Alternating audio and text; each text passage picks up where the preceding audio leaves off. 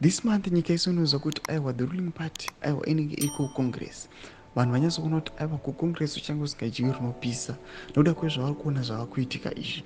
Pane mashoko anobuda achikomendewa aiwa nemukomana Tendai Chirawo aiwa anova the Zanu PF Deputy Secretary for Security in the Politburo aiwa achikomenda pamusoro pezviitiko zviri kuitika kana macast votes akaitiwa mugweru pamusoro penhau yana Kristu pamutsvangano uri subscribe like or turn on the bell kuti vila paendo pake vanodanyira vachiti Zanu PF Deputy Secretary for Security in the Politburo Kade Tendai Chirawo expressed his satisfaction with his smooth accreditation process in the Midlands province today, October 13, 2024.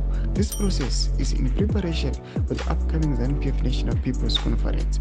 Panapa achikomenda chiti aiwa chitiko chakaitika muguta aiwa reGweru aiwa vanokomenda vachiti aiwa zvinozokuratidza smooth process yecongress yavari heading yavo kunoti this forthcoming congress vanhu yavaroda kuona kuti aiwa uchange kwakambomira sei vachange vachielecta vachiselecta munhu achazoteka over vachiona kuti aiwa president achange ari ani vice president achange ari ani vari kuti aiwa zvinomaka kuti aiwa progress iri kuitika mubato mavo vachiona kuti aiwa panonyatsokuzengurwa vanhu vachiisa vanhu vanoda. Atidze mafungiro enyu kuti kudii pamusoro pechitiko ichi. Kuna comment section yedu, subscribe or like and turn on the bell icon.